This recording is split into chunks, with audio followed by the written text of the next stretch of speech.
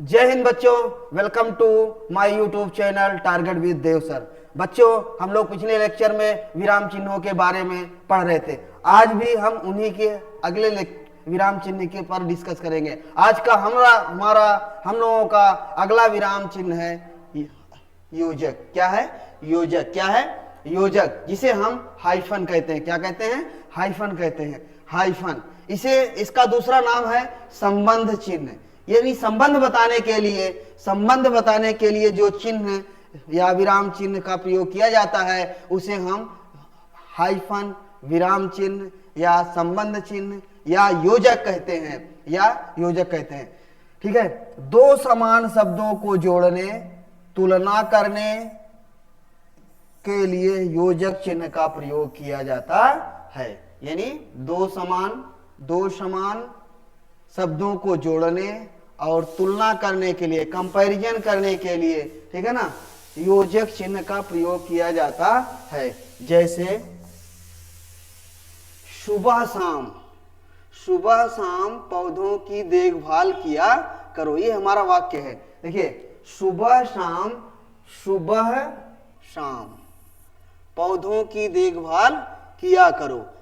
सुबह शाम पौधों की देखभाल किया करो। तो यहाँ पर आप देख रहे हैं ना, ये सुबह शाम को जोड़ने के लिए सेम चीज है, क्योंकि सुबह भी वही काम होगा और शाम भी वही काम होगा। इसीलिए यहाँ पर सुबह शाम पौधों की देखभाल किया करो में सुबह शाम में ये हमारा योजक चिन्ह लगा हुआ है। क्या है? ये योजक चिन्ह का प्रयोग किया गया है या आप लोग करना चाहिए। जैसे दूसरा, सफलता पाने के लिए तुम्हें दिन रात मेहनत करनी पड़ेगी।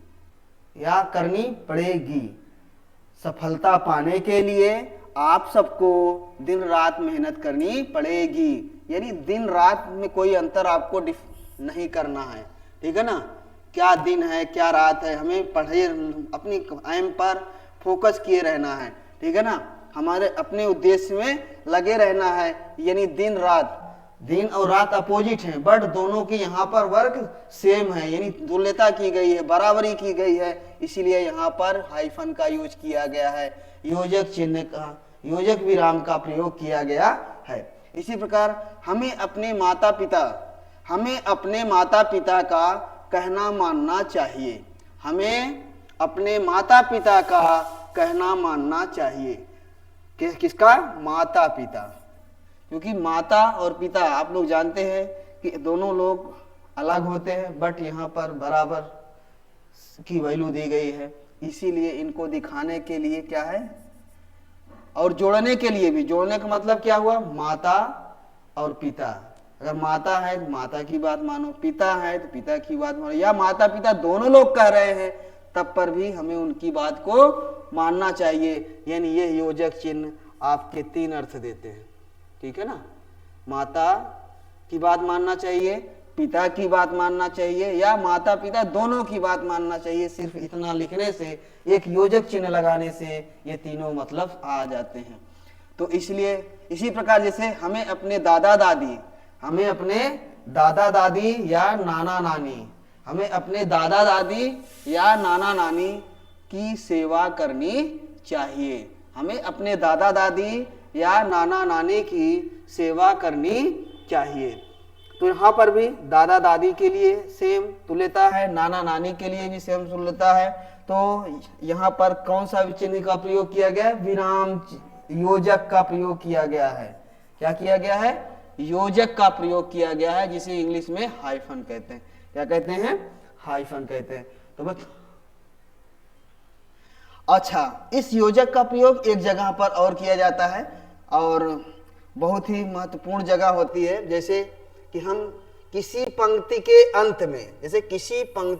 अंत में कोई शब्द पूरा नहीं होने पर, जैसे हम लिख रहे हैं, उधर हमारा पेज का क्या हो गया? एंडिंग हो गया, लेकिन वो शब्द पूरा नहीं हो पा रहा है, तो वहां पर भी योजक चिन्ह का प्रयोग किया जाता है। या वहां पर भी हाइफन का चिन्ह लगाकर नेक्स्ट लाइन में शेष खंड को दूसरी पंक्ति में लिख देते हैं, दूसरे पार्ट में लिख देते हैं, दूसरी लाइन में शेष पार्ट को लिख देते हैं। जैसे यहाँ पर आप ध्यान से देखिएगा, जैसे राम और श्याम देव ग्लोबल एकेडमी गली नंबर, अब यहाँ पे गली नंबर 7 है। देव ग्लोबल एकेडमी कहाँ है? गली नंबर 7 में है। लेकिन यहाँ पर जैसे ही यहाँ पे सा आया, उनके पास ता लिखने की जगह नहीं बची, तो क्या किया उन्होंने? हाइफन, योजक का चिन्ह लगा दिया। क्या लगा दिया बच्चों? योजक का चिन्ह लगा दिया। यानी नंबर सा नहीं है, अब ये सा उसका दूसरा पार्ट क्या है? ता, यानी 7। अब ये 7 पढ़ेंगे, नंबर सा त नहीं पढ़ेंगे, 7 नंबर 7 गौतमपुरी सीलमपुर शाहदरा दिल्ली 53 में पढ़ते हैं। तो यानी उस जगह तो यूज करेंगे ही समानता दिखाने के लिए, जोड़ने के लिए, तुल्यता दर्शाने के लिए तो हम करते ही हैं। हमें इस योजक का चिन्ह ऐसी जगह पर भी कर देते हैं कि वहां लगा देते हैं, तो वो क्या कह देता है कि उसका अगला पार्ट इधर है और वो दोनों अलग नहीं है, इसीलिए इसका नाम क्या है? योजक है। यहाँ पर भी वो योग करने का काम कर रहा है, क्योंकि सा और त इन दोनों को क्या कर रहा है? ये योजक चिन्ह, ये हाइफन चिन्ह, ये क्या कर रहा है? आपस में जोड़ रहा है। समझ में आया बच्चों? ठीक है ना। अगला एक चीज और, दूसरा देखिए, देव और गीता। इसी प्रकार आप देख समझ सकते हैं, देव और गीता गर्मियों की छुट्टियों में अपने परिवार, आप देख रहे हैं यहाँ पर लिखते ही बाकी लिखने की जगह नहीं बची, तो उन्होंने क्या किया? योजक चिन्ह हाइफन का प्रयोग किया है। इसका मतलब क्या है? परिवार, यानी परिवार एक वर्ड है, एक शब्द है। ठीक है ना। योजक लग गया, योजक का सिंबल लग गया, हाइफन लग गया, तो क्या हो गया बच्चों? परिवार। परिवार के साथ गोवा घूमने जाएंगे। आप भी ऐसा कर लीजिएगा। ठीक है ना, आप भी ऐसा कर सकते हैं। ठीक है। तो एक ही वाक्य में कई पदों के एक साथ व्यवहार किए जाने पर भी उनके नाम गिनाने में अल्प विराम के स्थान पर योजक का प्रयोग किया जाता है। एक और जगह पर किया जाता है हाइफन का प्रयोग, जैसे एक ही वाक्य में, एक ही सेंटेंस में एक साथ व्यवहार, एक ही वाक्य में कई पदों के एक साथ व्यवहार किए जाने पर भी उनके नाम गिनाने में अल्प विराम के स्थान पर योजक या हाइफन का प्रयोग किया जाता है। जैसे बहुत सा धन लेकर राम श्याम अपने गांव पहुंचे। बहुत सा धन लेकर, एक ही वाक्य में कई पदों के एक साथ व्यवहार के लिए, एक ही वाक्य में कई पदों के एक साथ व्यवहार किए जाने पर भी उनमें अल्प विराम के स्थान पर हाइफन का चिन्ह लगाया जाता है।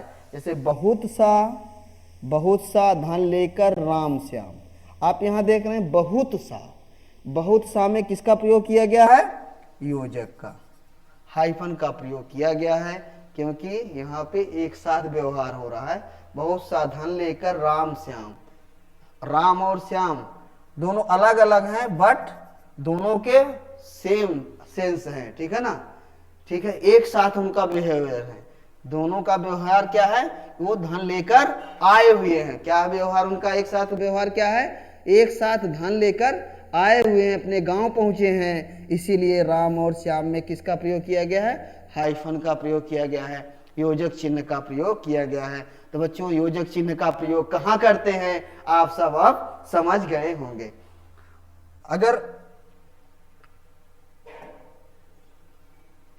अब इसके बाद अगर अगला हमारा योजक चिन्ह है तुल्यता सूचक चिन्ह, कंपैरिजन।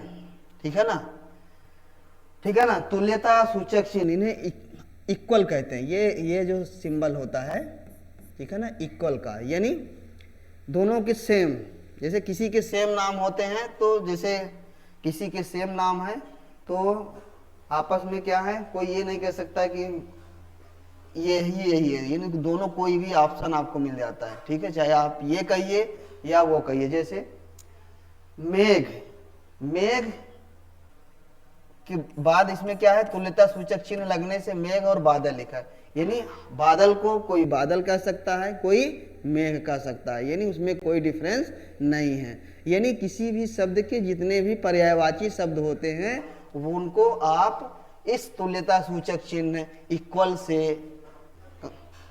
जोड़ सकते हैं, इक्वल करके कर सकते हैं, क्योंकि जैसे मेघ माने बादल, घन माने बादल, या मेघ बादल इक्वल घन।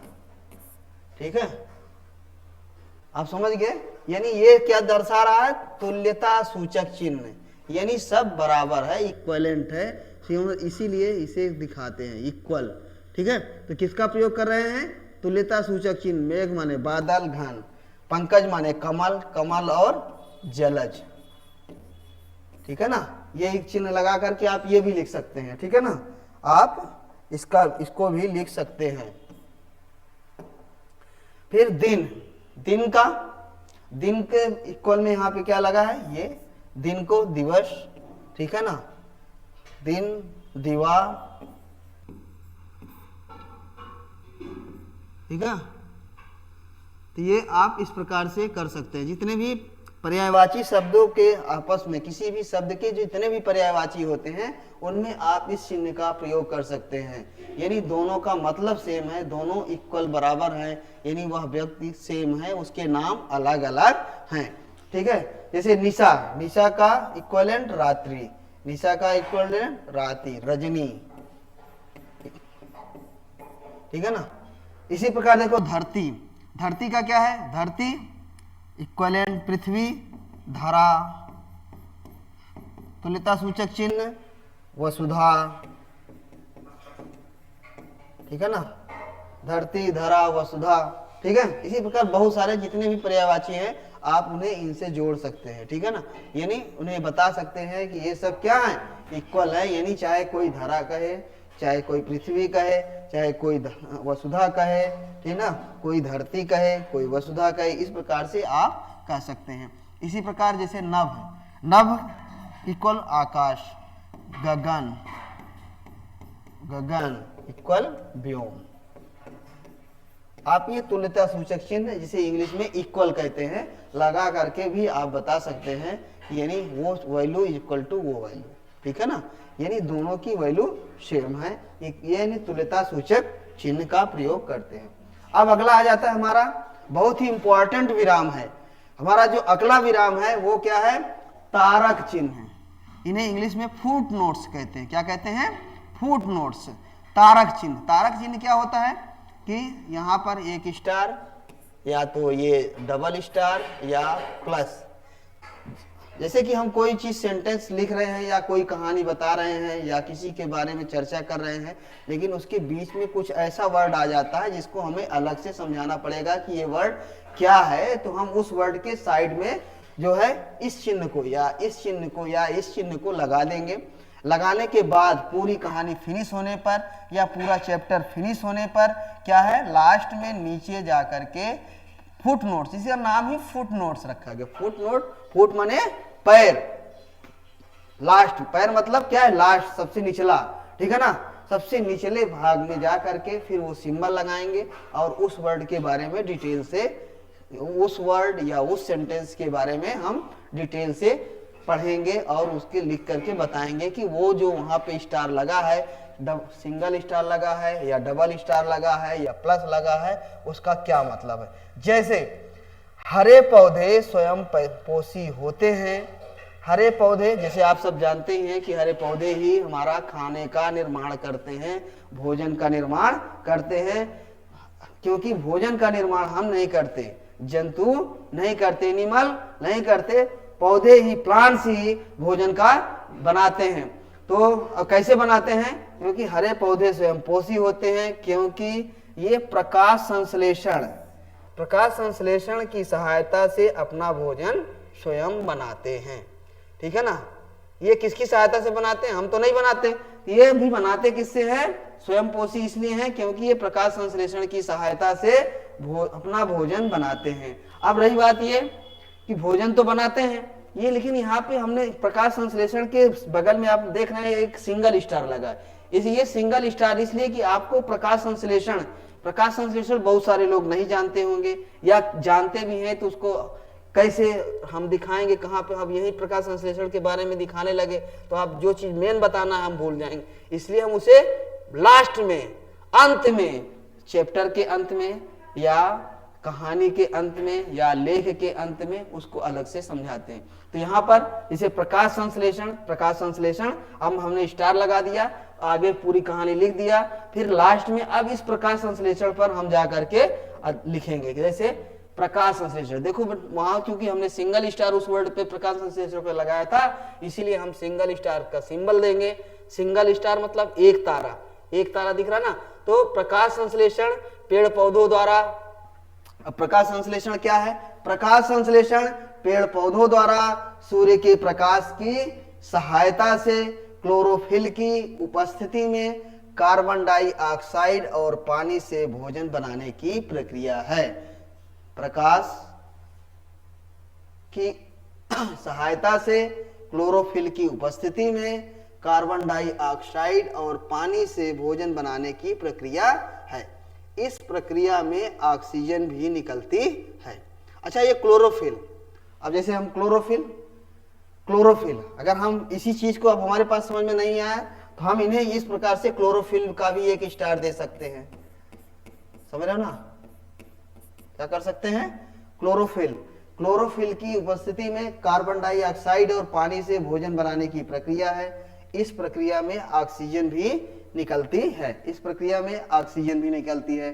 तो क्लोरोफिल क्या होता है? क्लोरोफिल कहाँ पाया जाता है? इसको हमें बताने के लिए हम लास्ट में यहाँ पर ये स्टार बनाएंगे। क्या लिखेंगे? ये स्टार बना देंगे। और अब क्लोरोफिल, आप सब जानते हैं क्लोरोफिल कहाँ पाया जाता है? पौधों की पत्तियों में, हरी पत्तियों में।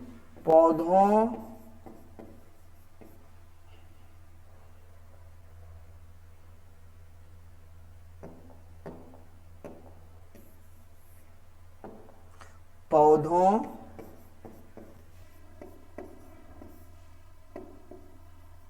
की हरी पत्तियों में पाए जाने वाले हरे रंग के वर्णक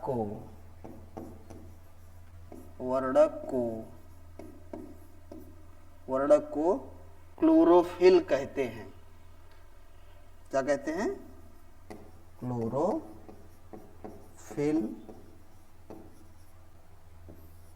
कहते हैं। अब आप समझ गए कि इस स्टार का हमें यहाँ बीच में डिस्टरबेंस ना करके हमने क्या किया, नीचे बता दिया कि आप क्लोरोफिल से हमें क्लोरोफिल नहीं जानते क्या है, हमने पढ़ा क्लोरोफिल की उपस्थिति में कार्बन डाइऑक्साइड और पानी से भोजन बनाने की प्रक्रिया है। इस प्रक्रिया में ऑक्सीजन भी निकलती है। इसका रासायनिक समीकरण क्या है? CO2 carbon dioxide, H2O means पानी और प्रकाश, तथा यहाँ पर किसकी उपस्थिति? क्लोरोफिल की उपस्थिति में। क्लोरोफिल की उपस्थिति में, प्रेजेंस ऑफ क्लोरोफिल, उपस्थिति में। ठीक है, ये क्या बनाते हैं? हमारा भोजन और O2 मतलब ऑक्सीजन गैस। ठीक है, और यहाँ पे ये जो एरो दिखाते हैं ये गैस को दर्शाने के लिए करते हैं बच्चों। ठीक है ना। तो यहाँ पर क्या बना? कार्बन डाइऑक्साइड, जल तथा प्रकाश की सहायता से क्लोरोफिल की उपस्थिति में हरे पौधे हमारे भोजन का निर्माण करते हैं। ठीक है, ये है रासायनिक समीकरण। और अब बच्चों समझता हूं कि ये जो फुट नोट्स हैं इनके बारे में आप अच्छी तरीके से समझ गए होंगे। अब अगला हमारा जो विराम चिन्ह है वो है ब्रैकेट। अगला हमारा जो विराम चिन्ह है ब्रैकेट, वो अगला हमारा विराम चिन्ह क्या है? ब्रैकेट को हिंदी में कोष्टक बोलते हैं। यह ब्रैकेट हमारे कितने प्रकार के होते हैं? 3 तरह के होते हैं। इसे छोटा कोष्टक कहते हैं, इसे मझला कोष्टक कहते हैं और इसे बड़ा कोष्टक कहते हैं। ठीक है ना। इसे छोटा, इस तरह के कोष्टक को क्या कहते हैं? छोटा कोष्टक कहते हैं बच्चों। इसे मझला कहते हैं और इसे बड़ा कहते हैं। तो अब इन सब का यूज है, क्योंकि बड़े के अंदर मझला, मझले के अंदर छोटा करके हम दर्शाते हैं, क्योंकि इसका प्रयोग विभिन्न समूहों को, क्योंकि इसका प्रयोग विभिन्न समूहों को अलग अलग बताने व कौन सा समूह अथवा फैमिली, परिवार किसके अंतर्गत आता है को दर्शाने के लिए किया जाता है। जैसे अब यहाँ पर ध्यान से देखिए कि ये छोटा कोष्ठक के अंदर कौन से हैं, a प्लस बी। छोटे कोष्ठक के अंदर कौन है, a प्लस बी। और यहाँ पर छोटे कोष्ठक के अंदर कौन सा है, d plus E plus F. ठीक है ना, यानी a प्लस बी किसी एक मेंबर के सदस्य हैं, और यहाँ पर भी d plus E plus F तीनों किसी एक मेंबर के सदस्य हैं।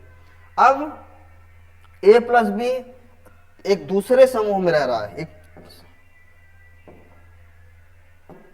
एक तीसरे ग्रुप में रह रहा है। देखिए जैसे इस वाले कोष्ठक से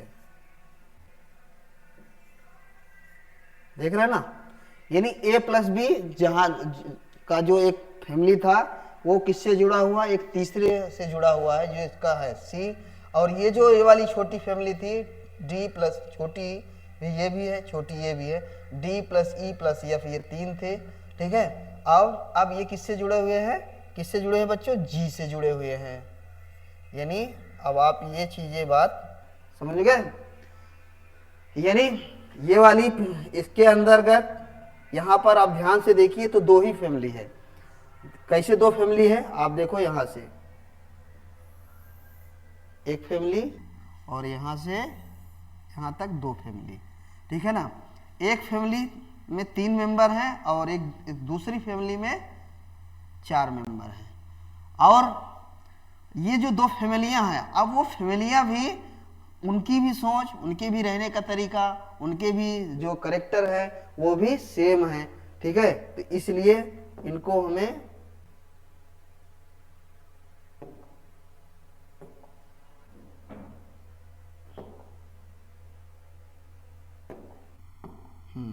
अब ध्यान से देखो, ये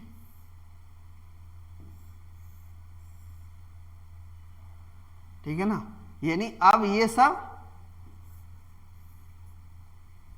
यानी अब ध्यान से देखिए तो अब ये सब, जैसे आप लोगों ने पढ़ा होगा कि हमारे दादाजी थे, दादाजी के 2 बच्चे थे, तो ये दादाजी के 2 बच्चे हो गए भाई, है ना, दादाजी के 2 बच्चे ये हो गए, 2 बच्चों की फैमिली। फिर दादाजी के ये 2 बच्चे, और दूसरे जो दो, उनका एक पूरी फैमिली चल रही, उनकी ये चल रही है। अब वो दादाजी के क्या है, दादाजी के क्या थे कि 2 बच्चे थे, जिसका एक परिवार ये है और ये है। ठीक है, और इस दादा के भी 2 बच्चे थे, जिसका एक परिवार ये है और एक ये है। इस प्रकार से अब आप समझ गए होंगे कि ब्रैकेट्स के क्या वैल्यू हैं। ठीक है, ये किसी को क्या करते हैं, अलग अलग समूह में बताने व उन्हें समूह दर्शाने के लिए किया करते हैं। तो बच्चों, तो आज विराम चिन्हों पर ये हमारा लेक्चर समाप्त होता है। आप सबको वीडियो के अंत तक बने रहने के लिए बहुत बहुत धन्यवाद। बच्चों, अगर यह आप सबको अच्छी लग रही हो, हमारी वीडियो आप लोगों को अच्छी लगती हो, तो आप लोग इसे लाइक कीजिए, शेयर कीजिए, ताकि मैक्सिमम लोगों को कवर हो सके। और इतना ही नहीं, इससे जब आप लोग कमेंट करते हो, शेयर करते हो, मुझे भी मोटिवेशन मिलता है। इससे क्या होता है कि हमें भी एनर्जी आती है, तो हम भी सोचते हैं कि हम आपके साथ प्रॉपर वे में बने रहें, एन केन प्रकारण, कोई भी सिचुएशन हो हम आपके साथ लगे रहें। और हमारा तो एम भी है, जब तक तोड़ेंगे नहीं तब तक छोड़ेंगे नहीं। तो बच्चों, मिलते हैं नेक्स्ट लेक्चर तक के लिए। ठीक है, जब नए टॉपिक के साथ, तब तक के लिए धन्यवाद।